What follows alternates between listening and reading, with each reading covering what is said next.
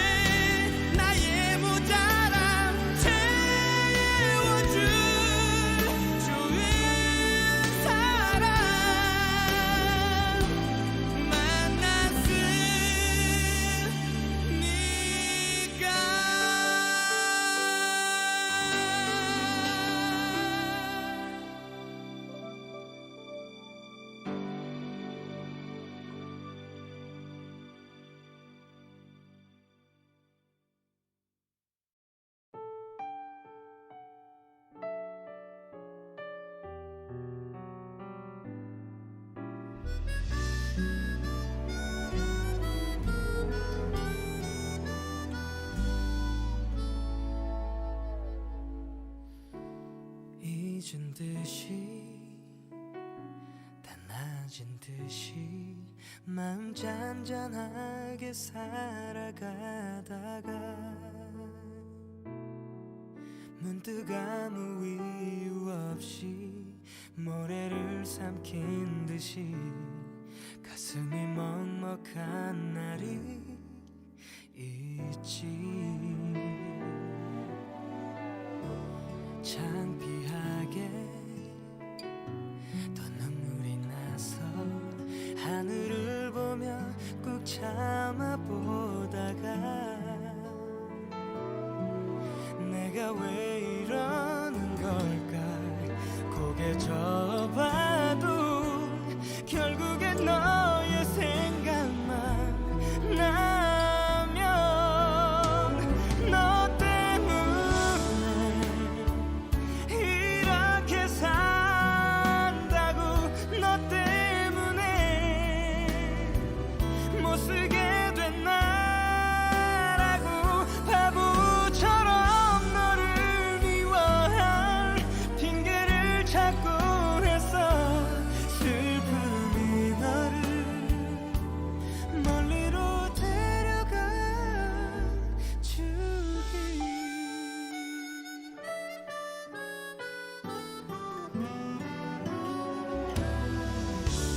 그때처럼 웃어본 적 없어. 세상이 마냥 좋은 적 없었어. 눈부신 네가 없어서 앞을 못 본다고 떠나간 너를 탓할 때마다 너 때문에 내가 살았는데 너 때문에 너무 행복했는데 어떻게 목숨 같은 너를 그렇게 울렸냐고.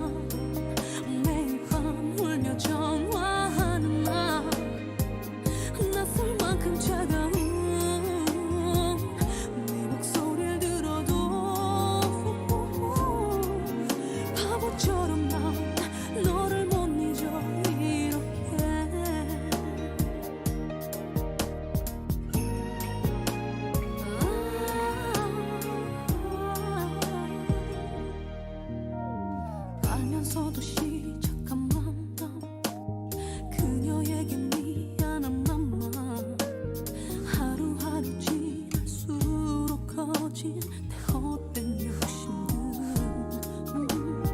많이 부담스러웠겠지, 네 자리를 찾으려 했겠지. 난 알고 있었어, 닫혀진 너의 마음은.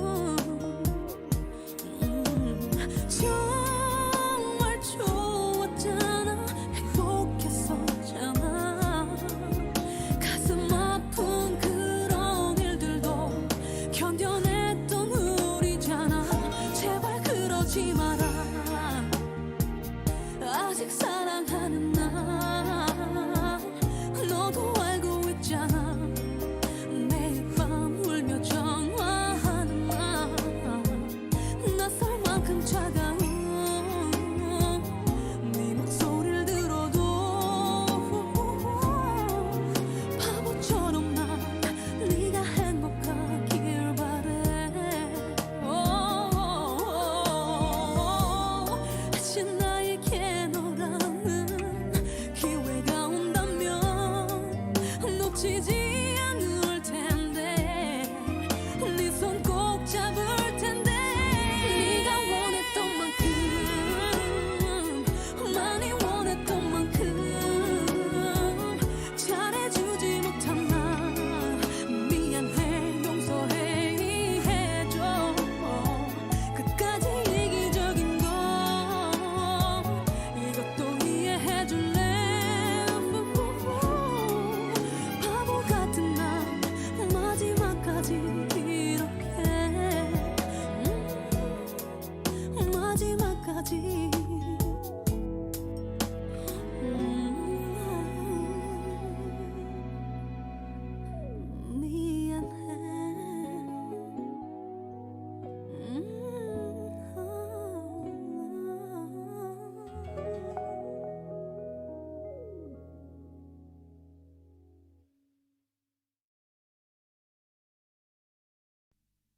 우연히라도 마주할 수 있기를, 잠시라 해도 함께하는 순간을.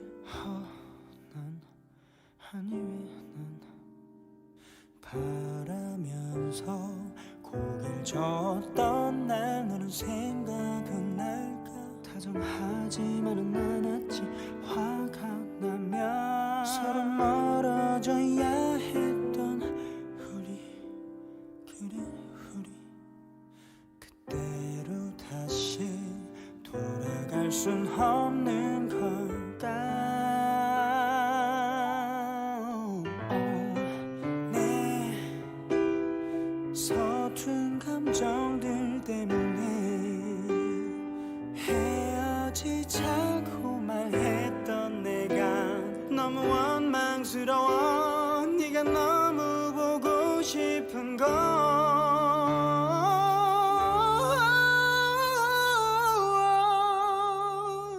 널 만난다면, 볼 수 있다면, 그럴 수 있다면, 네가 바랬던 그 사소한 부탁도 짓궂은 장난도 나는 널 만났을 때, 함께 바라볼 때 조금 어색할지 모르겠대. 꼭 미안했었다고, 어리석었다고, 고맙다고.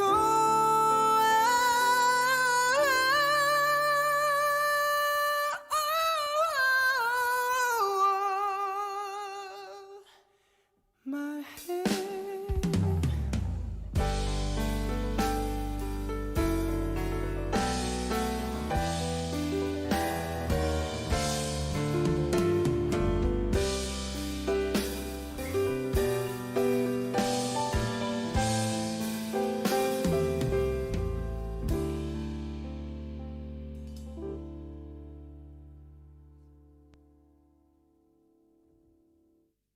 내 얕은 기억에 네가 지워지기 전에 내게도 기회를 줘. You,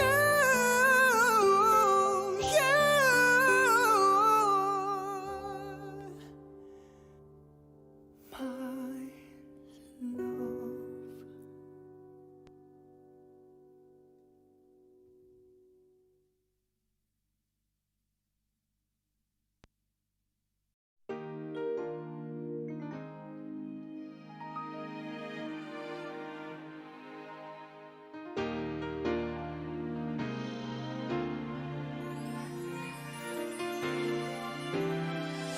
좋았나봐 널 많이 아꼈나봐 다시 못 견디게 아픈 걸 보니 가슴에서 자꾸만 열이 나고 널 떠올릴 때마다 그리움이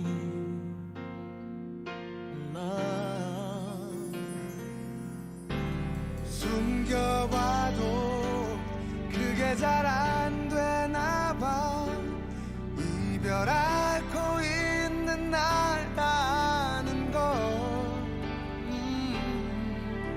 씩씩한 척 강한 척하는 내가 웃는 눈빛마저도 우는 것 같아 보인대. 우리 정말 사랑하긴 했을까 느낄 수가 없잖아. 작고 좁은 나의 세상 속에 살던 넌 행복하긴 했을까. 우리 닮은 듯한 추억이 초라한 내 앞이라 더 눈부셔. 너 있는 곳 너무 멀어 다가갈 수 없어. 헤어져도 보내지 못하나 봐. 네가 돌아와 줄 것만 같아서. 시간 가면 잊을 수 있을 거라 굳은 다짐 해봐도 매일 널 찾아 헤매는데. 우리 정말 사랑하긴 했을까 믿을 수가 없잖아. 좋은 사람으로 네 가슴에 내 모습 남긴 했을까. 네가 곁에 없는 나보다 내가 없는 네가 더 두려워. 날 지우고 쉽게 또 사랑할까봐.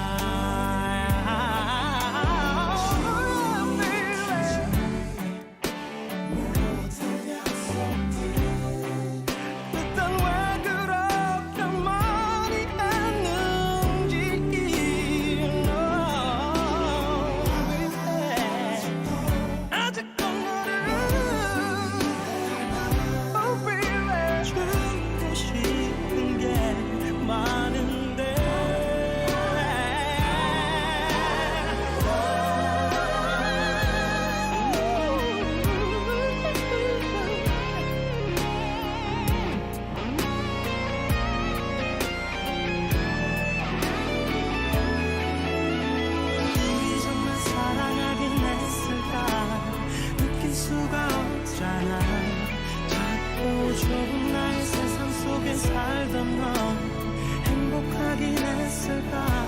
네가 곁에 없는 나보다 내가 없는 네가 더 두려워. Oh, baby. 사랑이 마지막이 될까봐.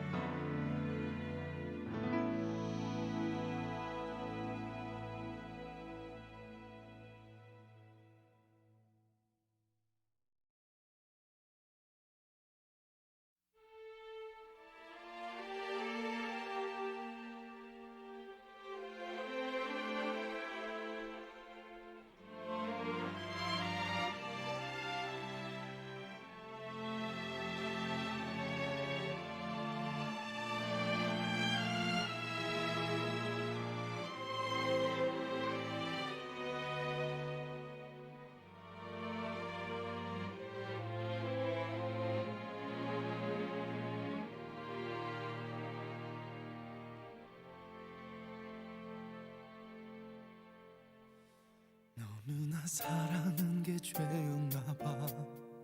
떠날까봐 널 가뒀으니 내게만 보여줬던 이 모습을 혼자 숨겨두고 싶었어.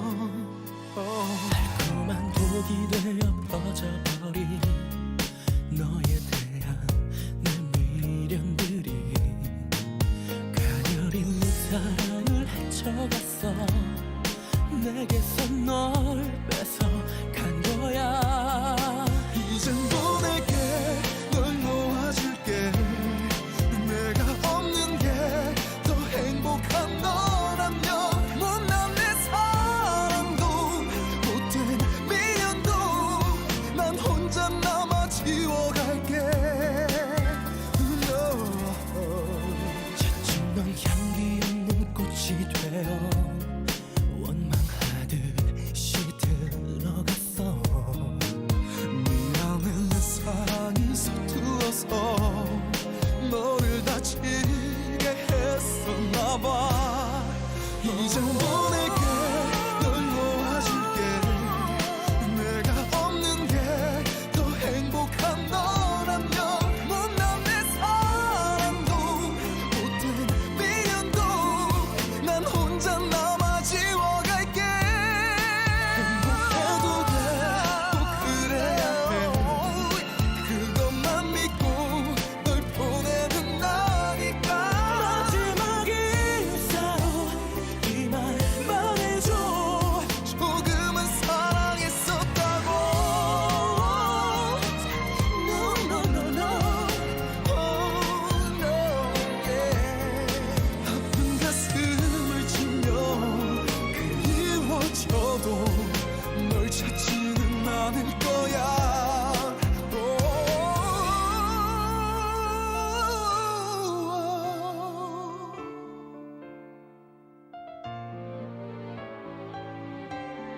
마지막 인사로 이 말만 해줘. 조금은 사랑했었다고. 이젠 보낼게, 널 놓아줄게.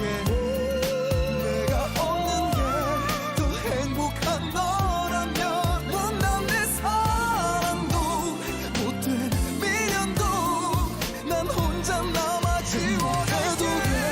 꼭 그래야 해.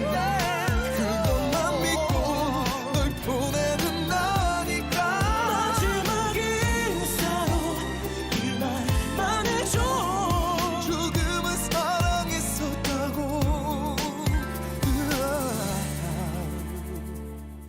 나 혼자 남아 지워 갈게.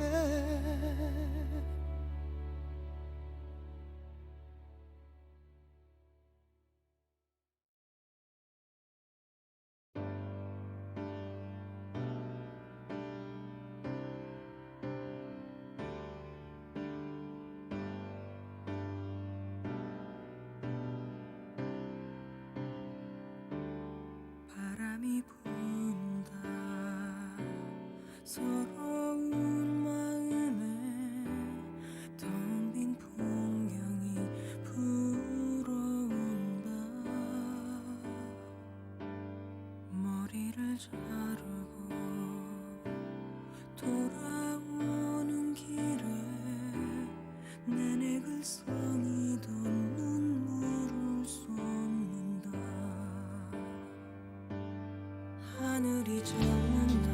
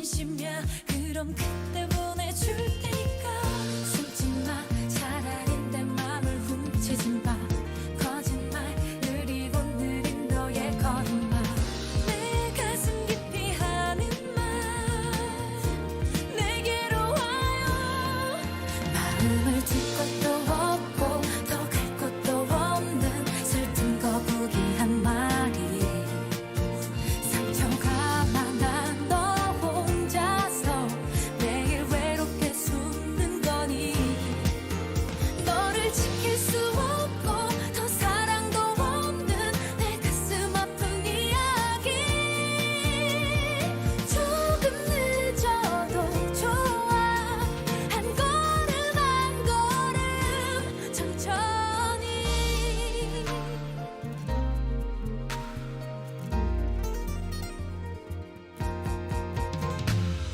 하루만 더 지나면 괜찮아질 거야 자꾸만 주문처럼 외우는 혼잣말 거부가 널 볼 때면 내 모습 같아 눈물 나 미친 듯이 계속 흘러나와 새싹이 나겠지 꽃이 보이겠지 내 눈물에 사랑은 씨앗을 꼭 품겠지 내 가슴 깊이 하는 말 내게로 와요 마음을 줄 것도 없고 더 갈 것도 없는 슬픈 거북이한 말이 상처가 많아 너 혼자서 매일 외롭게 숨는 거니 너를 지킬 수 없고 더 사랑도 없는 내 가슴 아픈 이야기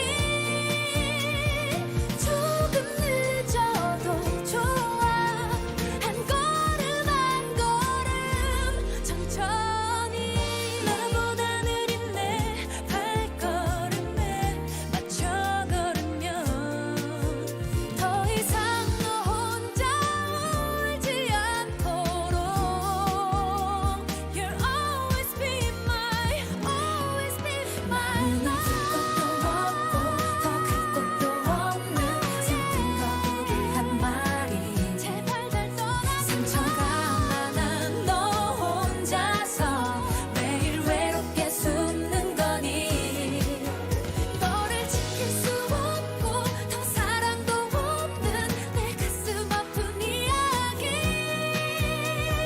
조금 늦어도 좋아 한 걸음 한 걸음 천천히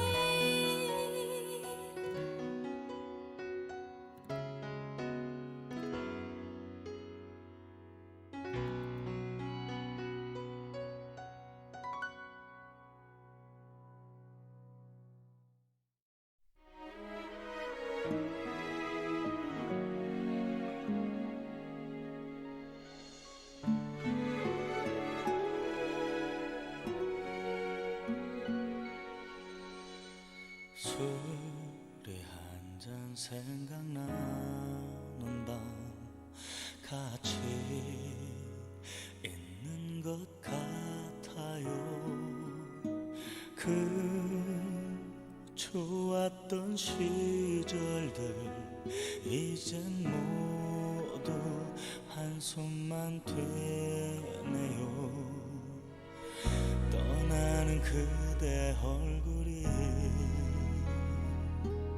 혹시 울지나 않을까 나 먼저 돌아섰죠 그때부터 그리워요 사람이 변하는걸요 다시 전보다 그댈 원해요 이렇게 취할 때면 꺼져버린 전화를 붙잡고 여보세요 나야 거기 잘 지내니 여보세요 왜 말 안 하니 울고 있니 내가 오랜만이라서 사랑하는 사람이라서 그대 소중한 마음 밀쳐내 이기적인 그때의 나에게 그대를 다시 불러오라고 미친 듯이 외쳤어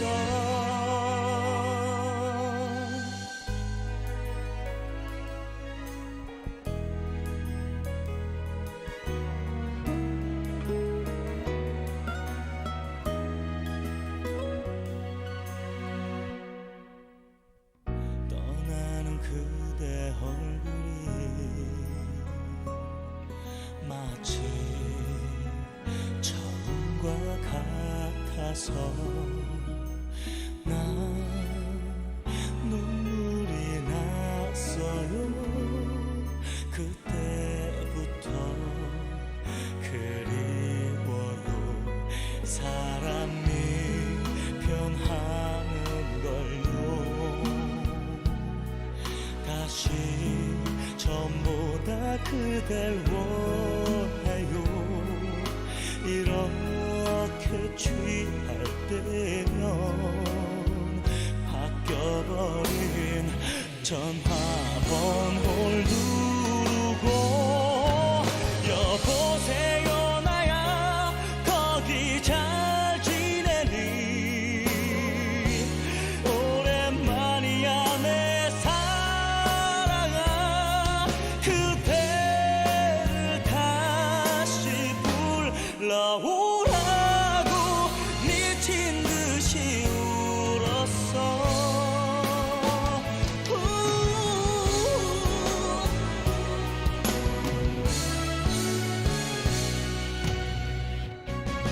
여보세요 나야 정말 미안해. 이기적인 그때의 나에게 그대를 다시 불러오라고 미친 듯이 외쳤어.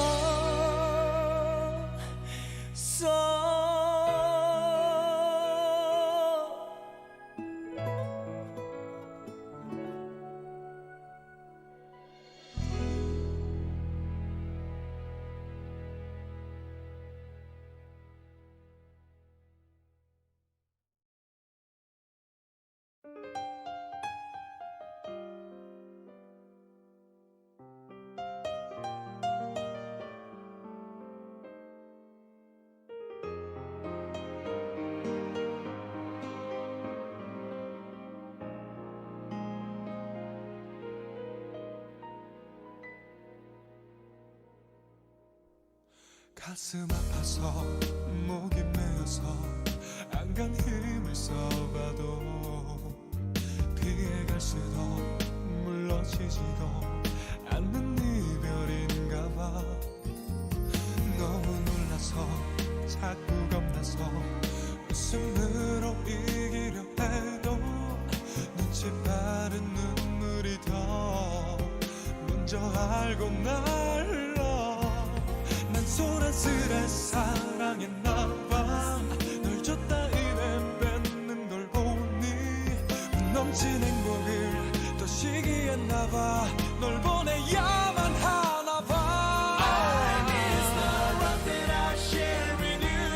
온 세상을 취한 것 같아. 눈부셨던 우리 추억이 널 오래된 빛을 되잖아. 네 품에 살았던 날들과 꿈꾸었던 사랑이 다 부서져 또 흩어져 향기로. I can't live without your love.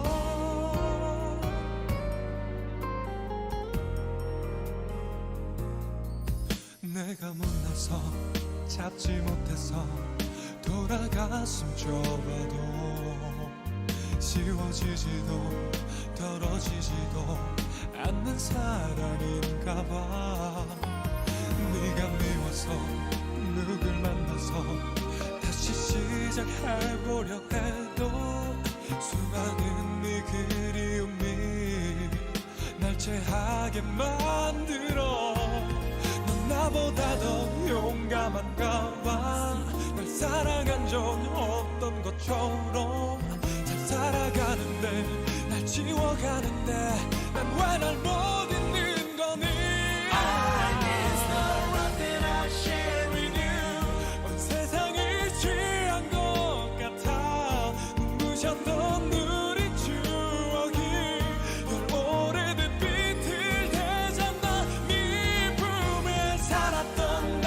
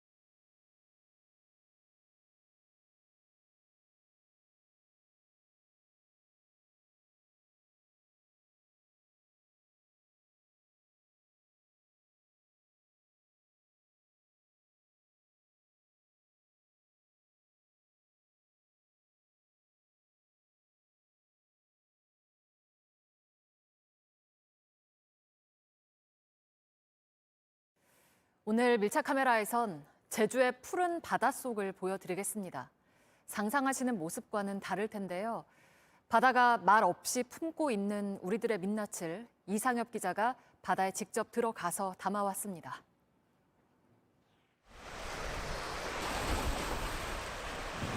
제주 바다 어때요? 그러니까 노을이 가장 이쁘게 지는 곳, 뭐 몰디브나 세부나 이런 아름다운 동남아 바다 못지않는 곳인데 물고기 절로 갔다가 일로 왔다가 해초들 사이에 우리 때문에 숨었다가 나왔다가 안에 어떤 게 들어있을지 너무 궁금하고 전 세계 어디를 가도 이렇게 이쁜 바다 본 적이 없는 것처럼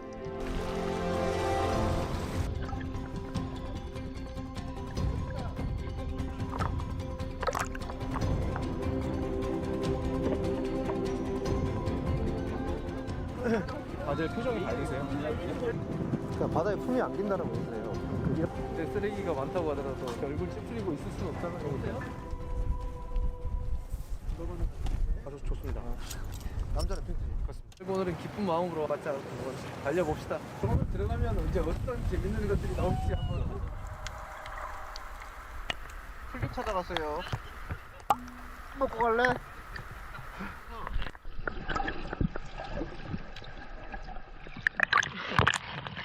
술을 안 들어가네?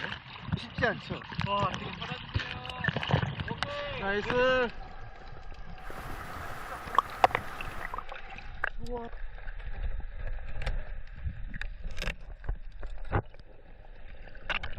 웃어졌네.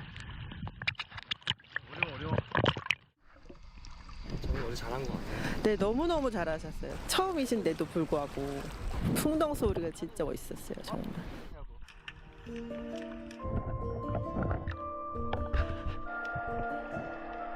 어떤 장면들이 있었어요. 침대 매트리스 그리고 TV, 자전거, 뭐 주전자 이런 것들은 흔하고 뭐 변기통도 나고 다 나옵니다 정말. 제사 음식 같은 거 있잖아요. 막 통돼지 같은 거 한 마디를 버려가지고 거기 밖에서 보기에는 엄청나게 아름다운 바다죠. 그리고 안쪽에서 바깥을 바라볼 때도 굉장히 아름다워요. 그렇지만 그 너머의 또 더 안쪽을 보면 눈물밖에 안 나죠. 네. 지금 맞아. 어떤 모습이요? 흙볕 같아요. 제가 쓱 만지면 마치 폭탄이나 왜 사람들은 이 안을 보지 않지? 늘 여기 있어서 그런가? 몰라서 그렇겠지.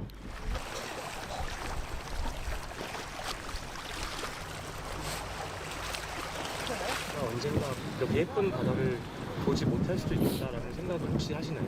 그럼요. 네, 바다는 이미 저기에서 다른 누군가와 다른 이야기를 하고 있을 수 있거든요.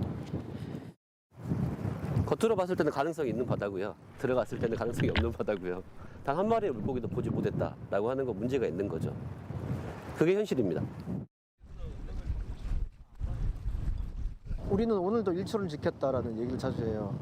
뭐 쓰레기 몇 개 줍는다고 해서 좋은 바다가 되지 않고 지구가 정화가 되지 않죠. 살릴 수 있는 골든 타임이 얼마 남지 않았어요.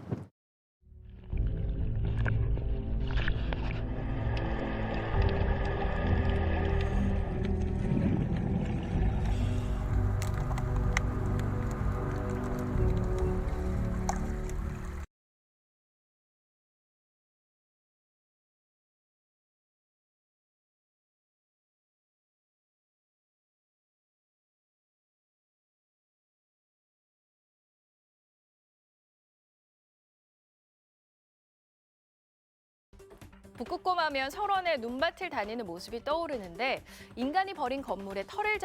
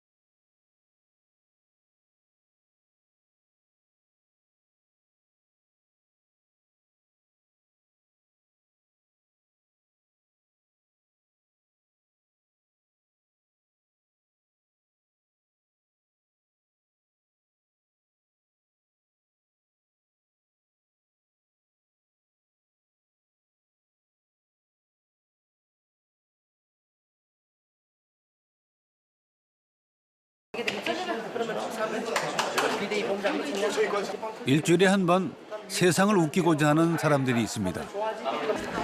세지는 못했는데 한 5시간째. 그러니까 녹화 끝나면은 너무 힘이 없어요. 막 힘이 쫙 빠져요. 아무것도 못해요. 그래서 웃길 수 있어 저는. 야 이러고 못 웃기면 진짜 뭐 넣어놓은 거예요. 뭐 넣은 게 아니라 넣은 게 아니라 이게 원래 밥을 넣었어요. 밥. 저는 대사가 없어가지고요. 요거 부담이 됩니다 이것도. 왜냐면 말을 하면서 이런 게 하는 게 아니라 요거 하나라. 웃길 수만 있다면 무대 위에서 망가지고 쓰러져도 좋은 사람들. 여기서 무대에서 이제 죽어야 됩니다. 오늘은 무대에서 죽겠다는 각오로 열심히 하겠습니다.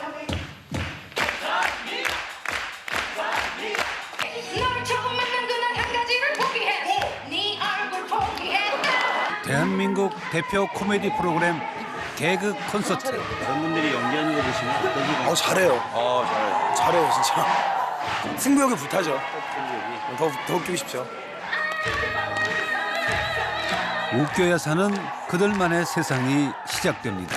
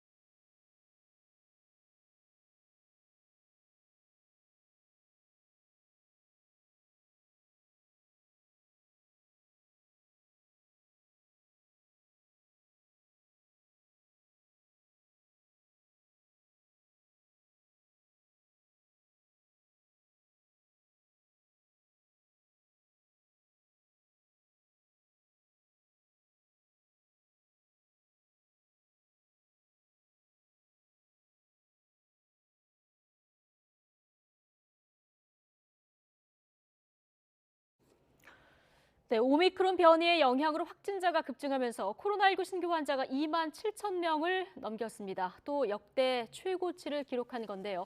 정부는 현재 거리두기 단계를 오는 20일까지 2주 더 연장하기로 했습니다. 취재 기자 연결해보겠습니다. 신현준 기자. 네, 신현준입니다. 네, 지금 연휴가 끝나면서 예상대로 확진자가 급증하는 이런 양상인데요. 자세한 확진자 현황 정리해 주시죠. 네, 오늘 영시 기준 신규 확진자는 27,443명입니다. 전날보다 4,500명 넘게 늘면서 나흘 연속 역대 최다 기록을 바꾸고 있습니다. 2만 명대 확진자는 사흘째입니다. 일주일 전보다는 1.7배, 2주 전보다는 4배 넘게 증가한 확진자 규모입니다. 신규 환자의 감염 경로를 보면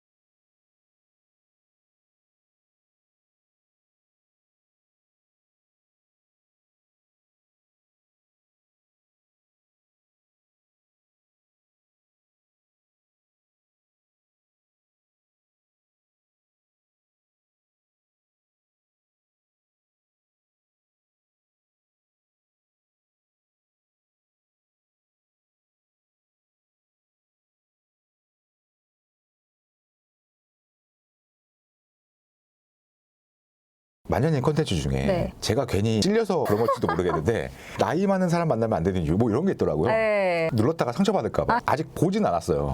그래서 정말 궁금하거든요. 이게 저는 조회수가 이 정도 나올 줄도 몰랐고 제 영상 중에 싫어요가 가장 압도적으로 많은 영상이거든요. 네. 남사친이 많잖아요. 걔네 중에 어린 여자 만나는 애들도 있거든요. 걔네가 막 야 그럼 나는 뭔데 이러면은 넌 내 친구니까 괜찮아. 내로남불. 그러니까 내 남자친구들은 괜찮지만 내 여자친구들이 나이 많은 남자 만나는 건 굉장히 말리는 편이에요. 친구가 30대면 상관이 없는데 20대인 여자가 5살 이상 차이 나는 남자를 만나는 거는 비추한다.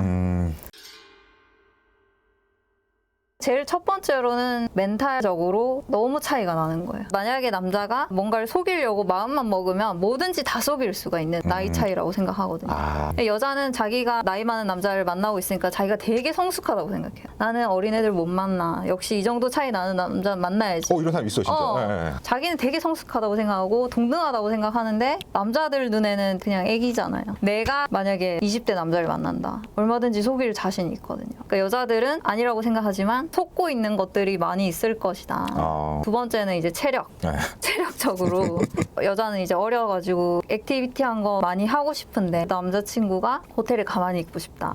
그런 게 이제 결혼하고 나면 더 심해지겠지. 결혼하고 나면은 애기들이 액티비티를 하고 싶어 하잖아. 그렇죠. 거기를 못 따라가는 거야. 여자 혼자 이걸 다 커버를 해야 되는 거야. 그리고 시댁. 부모님들끼리도 나이 차이가 너무 많이 나는 거야. 그렇죠. 그러니까 시댁이 조금 고지식할 수도 있다는 거죠. 그런 차이로 이제 3가지 얘기했었죠. 30대에 관한 콘텐츠가 또 있더라고요. 네네네. 제가 기억나는 게 뭐였냐면 연애 시장에서 30대 남자가 갑인 이유? 뭐 이런 거였거든요. 네. 왜 그런 건지 설명해 주세요. 그 콘텐츠 제가 원조거든요. 제 채널 와가지고 개나 소나 얘기하네 이러는데 제가 원조입니다. 20대 때는 남자나 여자나 둘 다 돈이 없는 건 마찬가지니까 그나마 이제 여자분들이 외모가 낮잖아요. 이렇게 얘기하면 악플이 엄청 달려요. 화장 벗기면 다 똑같은데. 그러니까 화장을 하니까 여자가 더 예쁘다고. 성형도 엄청 많이 하잖아요. 그러니까 여자가 더 예쁘다고. 그러니까 갑질을 하잖아요.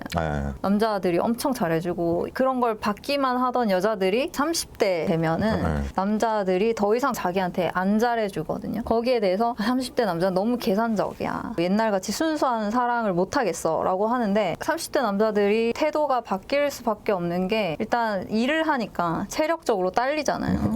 체력이 당연히 성욕에 연관이 되니까 성욕이 떨어지고 내가 그렇게 여자한테 갖다 바치고 매달리고 할 필요가 있나. 회사 일에 조금 더 치중을 하게 되고 여자한테 옛날만큼 매달릴 필요가 없는 거죠. 막 옛날에는 여자애들이 밀당하고 튕기고 이랬는데 이제는 손가락질 한 번만 해도 남자애들이 그냥 다 도망가요. 그러면 남자들이 순수하지 않아. 그냥 안 튕기면 다 사귈 수 있는데 괜히 튕겨놓고 튕겨 나갔다고 뭐라 하거든요. 그 30대 남자한테는 밀당을 안 하시면 되고 좋아하는 티를 굉장히 많이 내셔야 돼요. 생각해보니까 맞는 것 같아요. 왜냐면 튕기는 거에서 자비롭지 않아. 인내심이 많이 없어져요. 그러니까 옛날에는 여자 왜 튕기지? 막 이랬는데 이제는 그래 꺼져라. 귀찮다. 나 일해야 된다. 그리고 돈도 많으니까 솔직히 만날 수 있는 여자 풀도 많아지고 모든 30대 남자가 갑이 될 수 있는 건 아니죠. 연봉도 좀 되고 생긴 것도 좀 되는 그리고 또 그런 남자들이 극소수니까 남자들이 갑이 되는 거죠. 그럼 방금 말씀하신 조건만 갖추면 남자는 30대 되면 어느 정도 갑이 되는 거잖아요. 이제 반대로 20대 때 그 이쁜 여성들이 30대가 됐어요. 그렇게 얘기하는 사람이 있어요. 남자들이 너무 넘치니까 얘네랑 다 놀아야 돼. 다 놀고 이제 30대 돼서 결혼해야지 라고 생각하는데 30대에 연봉 높고 잘생긴 남자들은 그 주변에 20대 여자애들이 구름처럼 바글바글 굳이 지나가는 30대 여자 보고 막 까치발들면 자기야 이런 필요가 없잖아요. 30대 여자가 존재하는지도 몰라요. 네? 그런 사람이 있어. 왜 주변에 다 20대 여자밖에 없으니까. 그러니까 30대 여자분들이 너무 안타까운 게 20대 시절에 결혼을 하면 자신의 찬란한 20대를 어디에 갖다 바친다고 생각을 하니까 아까운가 봐요. 근데 금값일 때 팔아야죠. 왜 똥값일 때까지 기다려서 찾는지 너무 안타깝더라고요. 그럼 마녀님이 생각하는 여성의 결혼 정년기는 맥시멈이 어디까지라고 보세요? 맥시멈이 32에 연애를 시작해서 33에 결혼하는 거. 30 넘어서는 제가 1년 이상 연애하지 말라고 하거든요. 남자 쪽에서도 생각을 하잖아. 이 여자친구가 30이 넘었으니까 빨리 해야 되는데 근데도 입이 안 떨어지는 거면은 그냥 쭉 영원히 안 할 거라는 거죠. 이렇게 너무 잘 알고 계시니까 하나 또 여쭤보고 싶은 게 20대 때 호구짓을 안 당하려면 적어도 나한테 관심이 있구나 정도는 알아야 된단 말이에요. 그걸 알 방법이 있나요? 없어요. 여자들이 속이려고 작정하면 네. 아 슬프다. 까먹이 없구나. 제가 그냥 잼백님 이렇게 손잡으면 좋아한다고 생각할 거 아니에요. 그런 남자들이 많죠. 그러니까 네. 거기서 어떻게 아니라고 생각을 하겠어요. 손만 잡으면 끝나는데. 그러면 이 사람이 호감 있는지 말고 네. 이 사람이 적어도 날 싫어하는구나는 판단할 수 있잖아요. 1대1로 안 만나면. 이건 남자나 여자나 똑같아요. 만나도 번화가에서 안 만나고 구석에서 만나는 거. 번화가에 가까우면 가까울수록 호감도가 높은 거지. 또 이런 논리는 처음 들어보는데 맞는 것 같아요. 맞아요. 내 옆에 있는 사람이 잘생겼어. 그러면 최대한 번화가로 가고 싶죠. 내 옆에 이 정도 있다. 네. 응. 근데 마음에 들어하는 남성은 아닌데도 그냥 밥 먹고 하는 여성분들도 있잖아요. 얘가 나를 좋아한다는 거 뻔히 알면서도. 네. 그건 어떤 심리예요? 쪽팔리진 않은 정도면은 같이 밥 먹을 수는 있죠. 제가 예전에 들었던 얘기 중에 남사친이 되게 많은 여자애였어요. 다 본인을 좋아하는 걸 아는 것 같아요. 아는데 뭐 걔랑 영화도 보고 얘랑도 밥 먹고 막 이래요. 왜 그러냐 했더니 걔는 밥 먹는 용이고 얘는 영화 보는 용이다 말하는데 나 그거 듣고서 정말 충격 먹었거든요. 근데 이런 여성들의 심리가 제가 말했던 그 여사친이 예외인 경우예요? 아니면 좀 일반적으로 이런 성향들이 다 있어요? 여왕벌이라고 하거든요. 솔직히 약간 자존감 올리기 용으로 만날 사람 많다 이런 거. 근데 보통 여자가 너무 꾸몄으면 남자 꼬시러 왔네라고 착각하잖아요. 그게 아니었네요. 꼬시는 건 맞죠. 그냥 나한테 말을 몇 명 걸었는지 그 카운팅 하고 싶은 그거는 있으니까. 남사친들이 워낙 많으시니까 네. 남성에 대한 정보를 많이 알고 계신 것 같아요. 그러면은 남자에 대한 환상이 좀 깨지거나 알아가는 게 재미없으실 것 같거든요. 그래서 제가 어릴 때는 아무도 안 사귀어본 남자애들에 대한 호기심이 있었어요. 그러니까 모쏠남. 왜냐하면은 어느 정도 사귀어본 남자애들은 하는 짓이 다 똑같아요. 이걸 하고 저걸 하고 순서들이 다 정해져 있는데 모쏠 남자애들은 제 입에서 뭐가 튀어나올지 모르는. 왜냐하면 한 번도 뭘 해본 적이 없으니까 무슨 말을 하면 안 되는지도 모르고 그냥 그게 재밌더라고. 그러면 정말 잘 알고 계신 마녀님과 모쏠은 연애에 대해서 잘 모르잖아요. 그런 두 분이 만났을 때는 마녀님이 확실하게 느끼는 특징들이 여러 개 있을 것 같거든요. 진짜 다 알려줘야 된다는 거. 처음부터 끝까지 매뉴얼을 다 알려줘야 된다는 거. 그게 장점도 있고 단점도 있어요. 장점은 내가 말하면 말하는 그대로 진리라고 생각하고 이행을 할 것이라는 거. 그 단점은 내가 말 안 하면은 처음부터 끝까지 아무것도 모른다는 거. 내가 이런 것까지 말해줘야 되나? 너무 자존심 상하는 것들. 연애로 힘들어하거나 연애로 인해서 마음적인 상처가 있는 분들, 이런 분들께 조언을 해주신다면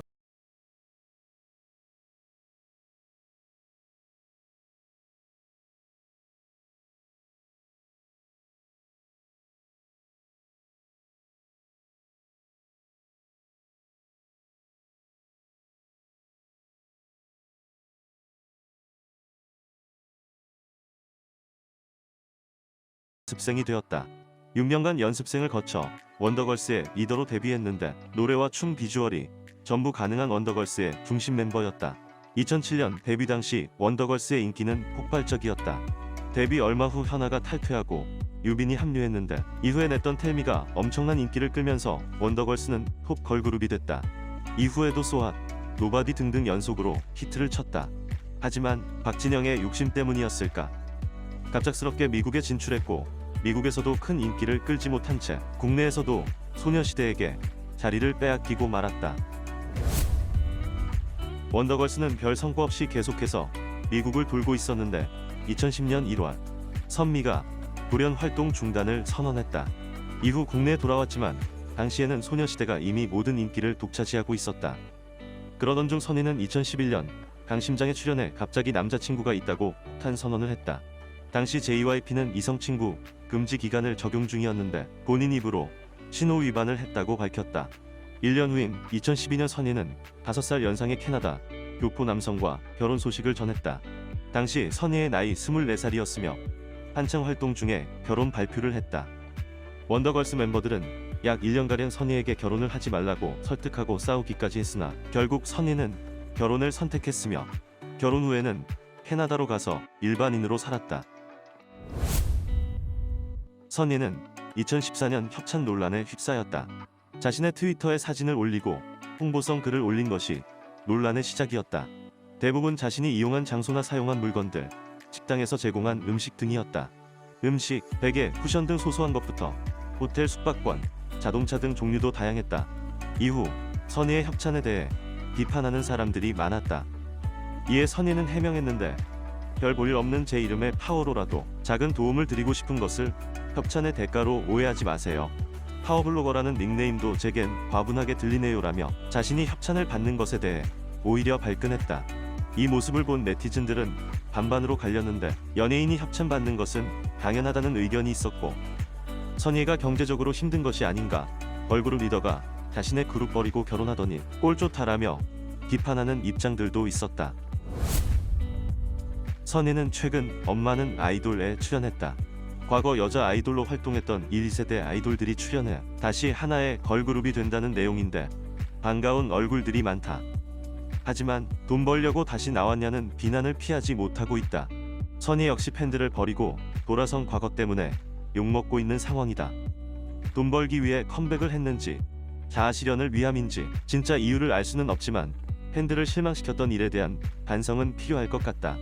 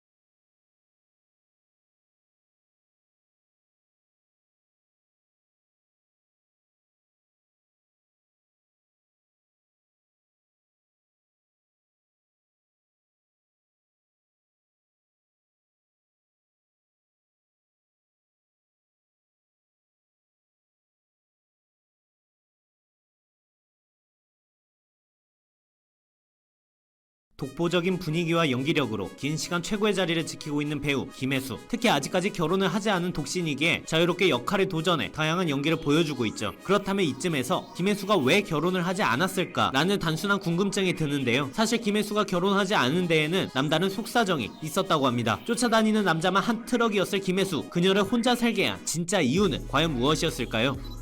50이 넘은 현재까지 이혼 여배우로 대중과 만나고 있는 김혜수. 결혼한다면 지금 당장이라도 할 수 있을 것만 같은 그녀가 왜 아직까지 혼자 살고 있는지 궁금해하는 의견들도 적지 않은데요. 사실 김혜수가 결혼하지 않는 이유는 가족 때문이라는 주장이 지배적입니다. 그녀는 지난 2019년 난데없는 비투 폭로에 이름을 올렸는데요. 어머니가 여러 지인들에게 김혜수를 들먹이며 13억을 빌리고 갚지 않고 잠적했다는 이야기였죠. 하지만 대중의 반응은 기존의 비투 폭로와 매우 달랐습니다. 김혜수가 그동안 어머니에게 시달려온 과거들이 속속 드러났기 때문이죠. 사실 김혜수는 자의적으로 연예계에 입문한 게 아니었습니다. 어머니가 매니저를 맡아 김혜수를 아역 배우로 키웠는데요. 문제는 김혜수의 일에 전념하느라 형제들을 향한 보살핌이 전무했다는 점입니다. 어머니의 과보호 때문에 막내 동생이 누나가 죽었으면 좋겠다고 심각한 원망을 할 정도였죠. 그러던 어머니는 중학생 김혜수를 청소년 관람불가 영화로 데뷔시켰고 김혜수는 하고 싶지 않은 작품을 어머니의 강요로 해야 하는 경우가 많았다는데요. 실제로 김혜수는 미성년자의 나이에 16살 많은 배우와 연기를 하기도 했죠. 형제들에게는 죄책감을 아는 채 하고 싶지도 않은 연기로 본인의 인생은 뒷전이 되었던 셈인데요. 비투 논란 이후 새롭게 밝혀진 사실은 더욱 충격적이었습니다. 어머니가 10수년 전부터 여러 차례 금전 문제를 일으켰으며 김혜수는 자식이라는 이유로 모든 채무를 떠안았다는 것이죠. 빚 때문에 낡은 월세집에 살았던 시절도 있다고 하는데요. 그럼에도 어머니는 꾸준히 빚을 김혜수에게 떠넘겼고 빚이 전 재산으로도 감당이 안 되는 수준에 다다르자 2012년에 김혜수가 어머니에게 절연을 선언했다고 합니다. 여기에 더해 다른 가족들도 그녀를 놓진 않았던 것으로 보입니다. 김혜수는 유해진과 열애설이 불거졌던 2010년까지도 부모님, 언니 부부, 남동생과 함께 살고 있었죠. 김혜수의 두 동생은 누나의 후광을 받아 배우에 도전했지만 별다른 두각을 보이지 못했는데요. 결국 그녀가 벌어오는 돈으로 거의 모든 가족이 먹고 살았던 겁니다. 아무리 돈을 많이 벌고 능력이 좋더라도 어깨에 진 짐이 무겁다면 결혼은 쉽게 할 수 없는 선택이었을 텐데요. 사실 2010년 유해진과 김혜수가 열애할 때 두 사람은 공식 석상에서도 표정을 숨기지 못할 만큼 깊은 사이였습니다. 하지만 김혜수의 어머니는 유해진을 인정하지도 않았고 시금을 전폐하고 했고 두 사람의 연애를 반대했다고 하죠. 게다가 인터뷰에서 당사자인 김혜수보다 더 흥분해 열애를 한 적 없었기 때문에 결혼도 안 된다고 부정했다는 이야기도 있는데요. 이렇게 선 넘는 간섭은 빚 때문일 거라는 추측이 지배적이죠. 본인이 진 빚을 갚고 싶지 않아 딸의 행복을 방해한 셈인데요. 실제로 김혜수와 유해진은 결별 후에도 서로를 격려하는 모습을 보여 안 좋게 끝난 관계가 아니라는 점을 알 수 있었습니다. 네티즌들은 가족들 반대로 결혼하지 못했던 박수홍의 사례처럼 김혜수도 가족이 큰 걸림돌이 된 것 같아 안타깝다는 반응이네요. 그래도 결국 어머니와 절연한 이후 김혜수는 점차 본인의 인생을 찾아갔습니다. 하지만 인터뷰에서 나이가 들면서 강렬한 고독을 느낀다며 외로움을 토로하기도 했는데요. 그 결말이 결혼이 아닐지라도 김혜수가 앞으로 더 좋은 사람을 만날 수 있길 바랍니다.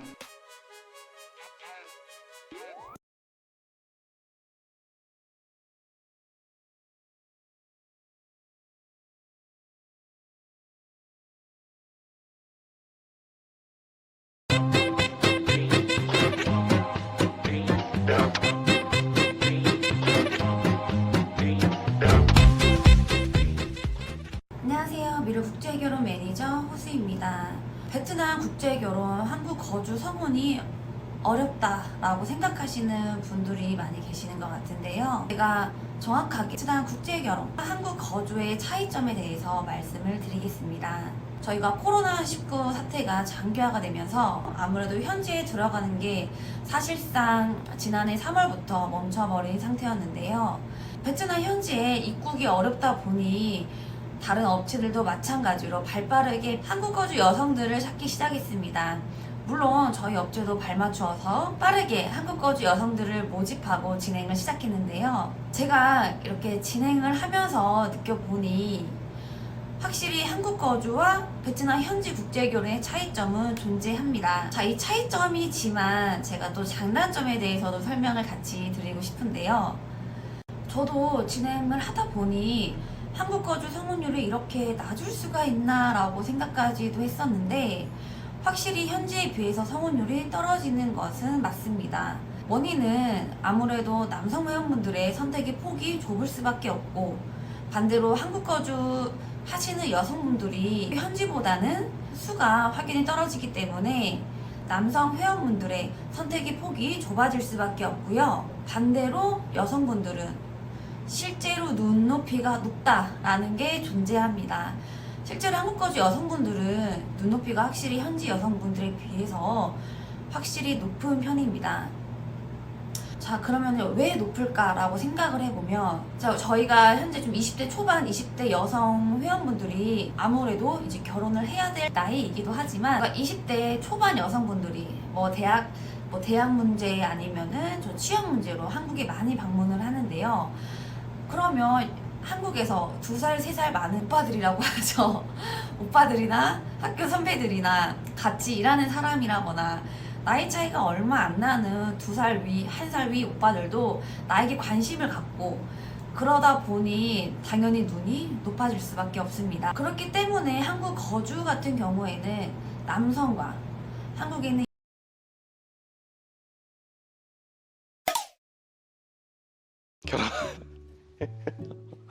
결혼하면 좋지. 야, 이거 답변하려니까 쉽지 않다, 그지? 나는 워낙에 결혼이 인생의 종착점이라고 생각을 했었거든. 그래서 고등학교 때도 친구들이랑 얘기하다 보면 내 꿈은 24살 대학을 졸업하면 결혼을 해야 된다라고 생각을 했어. 장단점이 있지. 그게 딱 좋다고 얘기하기는 좀 뭐한 것 같아. 솔직히 그냥 다 장단점이 있는 것 같아. 결혼하면 일단 안정적인 거, 방황하지 않고 뭔가 이렇게 돛을 잡을 수 있다라는 거. 그러니까 내 인생의 최종 종착지라고 생각을 했으니까 그걸 이뤘으니까 나는 너무 좋지. 아, 하나 생각났다. 동지가 생기는 거야. 어떤 나와 평생을 함께 할 수 있다는 동지. 그러니까 달라질 수도 있지만 일단은 그런 동지 의식이 있지. 아, 나랑 이 사람은 같이 가야 된다, 가족이다, 뭐 이런 그런 게 있지. 그렇지.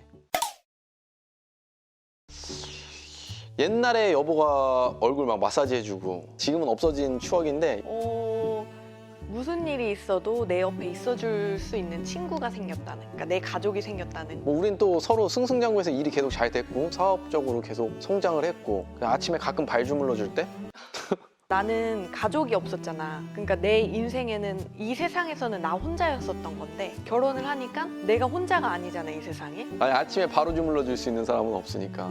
그다음에 이제 아기가 생기면 이제 제약을 좀 받긴 하지만 뭔가 하고 싶을 때 언제든지 옆에서 뭘 같이 해줄 사람이 있으니까. 영화 보러 가자.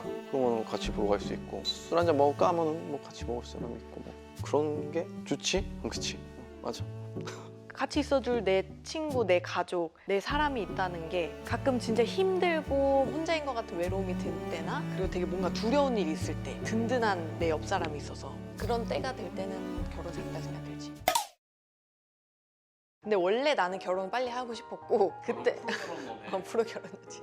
나 같은 경우에 이제 우리가 너무 힘든 시기에 만났잖아. 그러니까 한번 너를 인간 개조를 시켜보고 싶었어. 내가 뭔가의 가족이나 가정을 이루고 싶은 그 안락함과 안정감을 항상 추구했는데 지금 이 사람이 그 안정감을 줬어. 한번 인간 개조를 해서 같이 한번 뭔가 멋진 삶을 한번 그려보고 싶었어. 내가 지금 사랑하는 양유진이라는 사람이랑 보통 연상을 만나더라도 다 오빠 같고 아빠 같고 이런 건 아닌데 이 사람한테는 그게 되게 있었어. 보통 이런 게 있잖아. 어떤 사람들은 더 좋은 사람이 오길 기다리는 사람이 있어. 연애하면서 분명히 더 좋은 사람이 오면 갈아탈 생각을 하는 사람이 있고 그걸 계속 찾아나가는 사람이 있거든. 근데 나는 그게 아니라 엄청 그 울타리로 나를 품어주는 것 같은 아빠 같은 느낌이 들어서 그런 다정함이 느껴진 순간 이 사람이랑 결혼을 하면 행복하겠다라는 생각이 들었었지.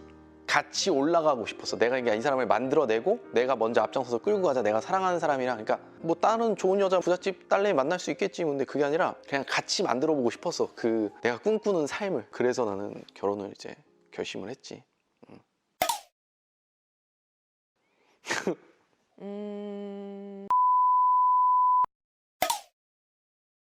근데 요즘은 결혼을 많이 생각을 안 하더라고 우리 때처럼.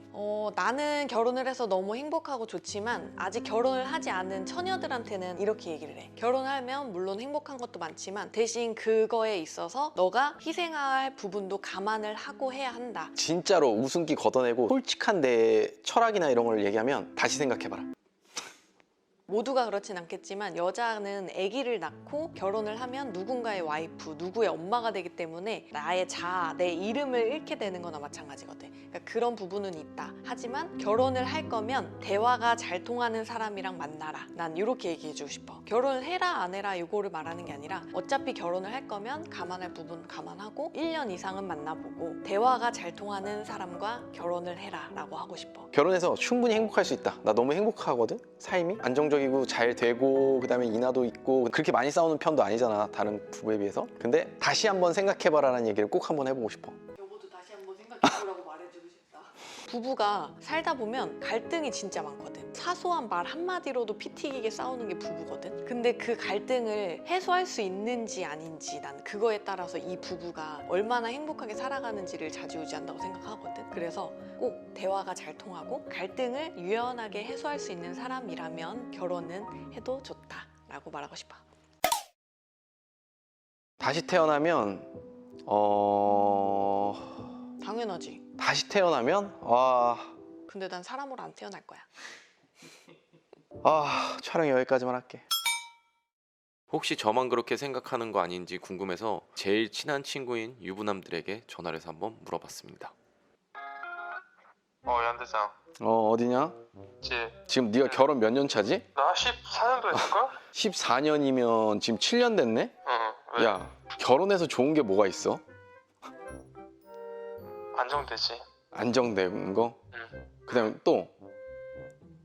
새끼 보는 거지 뭐. 새끼 뭐 와이프에 대한 건 크게 없어? 안정감을 주잖아. 안정감을 주는 거? 그러면 야, 다시 태어나면 결혼할 거야 안 할 거야? 하긴 하겠지. 한 40 먹고 하겠지. 그게 제일 이상적이구나. 만약에 많이 여유로운 사람들은 더 늦게 여유 있으면 최대한 즐길 거 다 즐겨야 되니까? 그럼. 오케이 알았어. 야, 전화할게. 지금 캐치콜이 야, 통화되냐? 그냥 편하게. 결혼을 하면 좋아? 좋다라는 감정보다 업보라고 아니 그게 아니라 장점은 애를 낳잖아. 애들이 커가고 있잖아. 그걸 보면서 그냥 살아가는 그런 결혼 생활하는 그런 장점이 있는 거고 그거 말고는 장점은 모르겠어. 그럼 넌 다음 생에 태어나면 결혼할 거냐 근데? 반반. 그럼 재수 씨랑 할 거냐 혹시? 야 이걸 물어봤을 때 지금 와이프랑 할 거야라고 할 수 있어. 애들 다 키워놓은 사람. 근데 지금 현재 우리 나이 때 결혼하는데 물어보면은 신혼 빼고는 다 대답을 확실하게 하지 못할 것 같은데? 아 기요? 야 하나만 더 물어볼게. 그러면은 너 재수 씨가 있잖아. 일주일 동안 친정 가 있는다고 하면은 기분이 어떨 것 같아? 나쁜 사람 누가 있어? 왜? 기분이 왜 좋아? 아니 나 원래 이제 어릴 때 혼자 살았으니까 뭐 다시 한번 남자들 혼자 있을 시간이 좀 필요하잖아. 그치.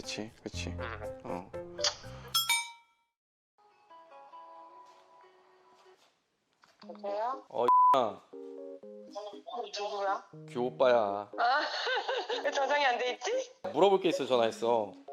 너 혹시 다시 태어나면 결혼할 거야? 솔직히 말해야 되는 거야? 너 다시 태어나면 결혼할 거야? 고민이 되네. 아 고민이 돼? 어. 그러면은 다시 태어나면 결혼할 건지는 안 물어봐도 되겠네? 모르겠어. 나는 친구들이랑 얘기할 땐 나 결혼할 거야 이렇게 말하잖아. 그럼 나는 꼭 말하는 게 있어. 뭐라고? 생각을 잘 한번 해봤냐고. 모르겠어. 다시 태어나면 결혼 안 할 것 같은데? 결혼해서 크게 좋은 건 없나 보네? 좋은 것도 있지, 좋은 것도 있는데 어 포기할 것들이 나는 훨씬 많은 것 같아. 그치 근데 결혼을 하더라도 굳이 자식을 아 너도 약간 딩크족 느낌이구나 요새 말하는. 그치. 결혼해도 되는데 그거야 나. 알았어. 야 천안 가서 봐. 오케이.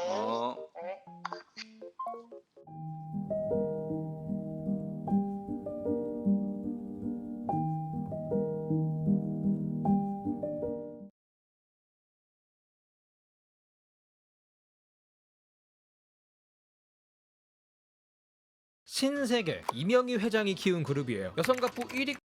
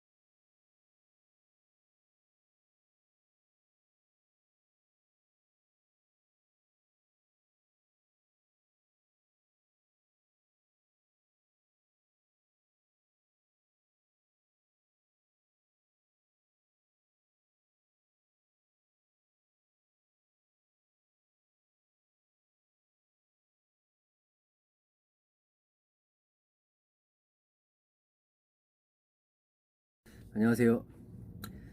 먼저 주제는 수영. 아직 방안을 마련 못했어요. 자동차에서 좀 깎는 면도기라든지 이런 것도 이제 준비해서 항상 좀 멀끔한 상태를 유지해서 영상 촬영을 앞으로 좀 할 수 있도록 하겠습니다. 죄송합니다. 조금만 양해 좀 부탁드리겠고요. 먼저 여러분들, 저는 20대 때 그렇게 생각을 했어요. 주제는 30대 뭐 연봉 3,600이었을 때 결혼하면 좀 어떨까의 취지에서 이제 찍어봤는데 어떤 결과가 나오고 이런 것들을 좀 유추해 보고자. 제가 20대 때는 20대 한 후반 정도 되면 이 정도 벌겠지. 30대에는 뭐 이 정도 차에 뭐 이 정도 뭐 굳이 뭐 아파트가 아니더라도 뭐 빌라에 뭐 이렇게 살겠지. 그냥 마냥 그냥 그렇게 되는 줄 알았어요. 왜냐면 그냥 어른들이 그랬던 것 같았어요. 부모님들 보면 그냥 아파트 사시고 뭐 저도 어렸을 때 아파트 살고 했었으니까 아파트 사시고 차도 끌고 다니고 주변을 보면 다 아파트에 살았었고 차 다 끌고 다녔고 이걸 그냥 보면서 자랐잖아요. 어른이 되면 다 그렇게 버는 거구나. 자, 여러분들 30대 되신 분들, 중반이신 분들, 후반이신 분들, 나이 먹으니까 먹은 만큼 그냥 벌리시던가요? 대기업 같은 경우에는 나이를 먹으면 먹을수록 내 능력이 안 되면 이 권고사직 권유를 계속 받는다 그래요. 제가 삼성 반도체 앞에서 그 GS25를 했던 적이 있는데 거기에서 자주 오시는 손님이 아유 저한테 계속 이런 거 하려면 얼마나 들어요, 뭐 수익은 얼마나, 계속 이걸 물어보는 거예요. 아 대기업 다니시는 분이 왜 그러세요, 저보다 더 잘 보실 것 같은데. 얘기하니까 저 지금 나이 29인데 벌써 권고사직이 들어온다는 거예요. 그러니까 일반 대기업은 약간 달라요. 거기는 이제 남자는 좀 엔지니어링 쪽이고 여성은 이제 보통 반도체 생산직 쪽인데, 그쪽은 뭐 엔지니어링이 아니고 그 남자분이 생산직이었을 수도 있을 것 같아요. 정확하게 모르겠어요. 그 오른 연봉 가지고 고등학교 이제 막 시작해가지고 그 고3인데 취업 나온 친구들 있잖아요. 상고나 뭐 이런 친구들. 그 친구들 둘 쓰는 게 훨씬 이득이다 이거예요. 회사 입장에서는. 그래서 계속 권고사직이 들어오는데 지금은 약하고 한 34쯤에는 거의 극한이래요. 나갈 수밖에 없는 약간 그 정도까지 계속 들어온대요, 푸시가. 그리고 일반적인 경우에는, 일반적인 회사의 경우는 연봉이 그렇게 금방금방 오르지 않아요. 예. 뭐 직급이 오르더라도 크게 뭐 무슨 얘기를 하자고 하면, 나이를 먹는다고 내가 어떤 계획을 갖고 그 계획을 좀 달성하기 위해서 계속 현재 상태에서 떼어줘야지만이 변화가 있어요. 저도 진짜 그때 GS25 젊은 나이에 그때 했을 때 정말 그거 하고선 제가 바로 나락으로 떨어졌는데, 그 얘기는 좀 생각을 해보고 좀 썰을 풀도록 할게요. 그 주변 사람이 혹시라도 볼까봐 그 얘기를 하기가 좀 무서운데 아직까지는 제가 내려놓지 못했나봐요. 아무튼 그때 당시에는 잘 벌었었죠. 근데 그런 거 외에 일반적으로 제가 직장을 다니고 영업 활동을 하고 했을 때는 평균적으로 따졌을 때 일반 사람들이 흔히 생각하는 이 정도만 벌었으면 좋겠다가 그 당시 평균은 300선이었어요. 근데 그 선을 못 깨요. 그냥 깨지겠지라는 막연한 생각